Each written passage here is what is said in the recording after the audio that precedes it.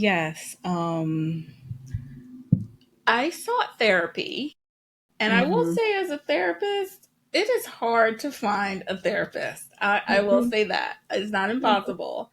But after getting ghosted by like three or four therapists, I found one who was remarkable. And she did somatic experiencing with me because I was so disconnected from my body. Like the only time I noticed my body is when I was in pain. Yes, Yeah, yes. yeah. I want to hear all about your journey, but I just have to say this. This is so common. It's so common when we've experienced medical trauma that our bodies begin to be a place that doesn't feel safe. Yes.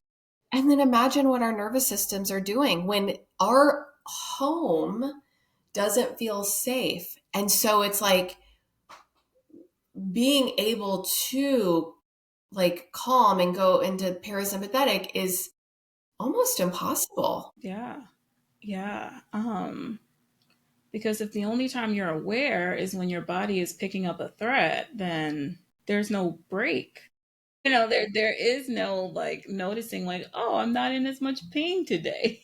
It's just Right. like now I'm just having pain here versus everywhere. Like it's just only tuning into the pain, which Yeah. in itself heightens the nervous system even more because Yeah. chronic pain is a problem that the nervous system can't solve. Yeah. Right. So it's like the house is on fire. You're sitting in the house is burning. And the nervous system is like, well, the firefighters are outside, but we're hosing it down. It's not, fire's not going out. Yeah. So the somatic experiencing is really helpful to help you realize I don't just feel pain all the time. Like what feels neutral, even if it doesn't feel great, like what feels neutral. And we call that like pendulation, like kind of noticing what versus like what hurts, what's neutral, what does feel good, trying to help you learn how to experience your body more holistically outside of the context of pain. Yeah. So some somatic experiencing was helpful. I had great PT, and it was hard for me to stay in it due to like insurance skips, like changes and stuff. But I had great PTs who were personable and trauma informed and safe and, you know, body positive. Like I had some really great PT experiences Yeah. that were helpful.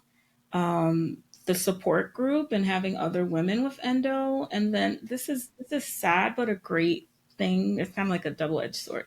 It's like a lot of my best friends have endo, and I know it's sad. It's like I don't wish them to suffer too, but it's like we were all in it together. So that was helpful.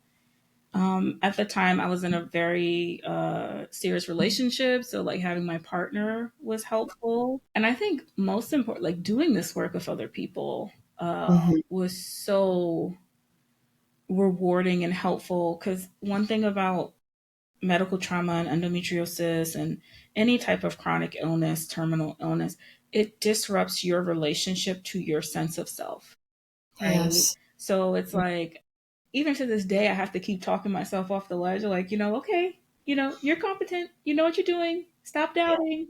But when you're sick, you sometimes just feel like I don't know what I'm doing. Like I'm so tired. I'm this or that. Even though you're probably a cut above like the average person, even at Yeah. that capacity, right? So I think doing this work, helping my clients, being present, gaining more competence and training really helped me to retain a sense of self outside of endometriosis. And I think one of my favorite things to say in my group was like, you don't have to be endometriosis this month. How about you just take a break from it?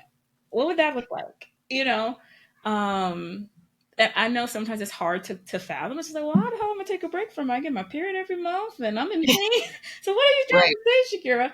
But I would kind of help them figure out like what do you have the capacity to focus on when it comes to managing this month. Maybe you don't want to go to a new doctor this month. Maybe you just want to go to the doctor who hears you and who helps you, right? So maybe you're just going to your acupuncturist, your PT, and that's it. And then you'll get a consult with a surgeon or something else next month when you check in with yourself. right? I think pacing is important too. So I think these are the things that really helped me and continue to help me on my journey.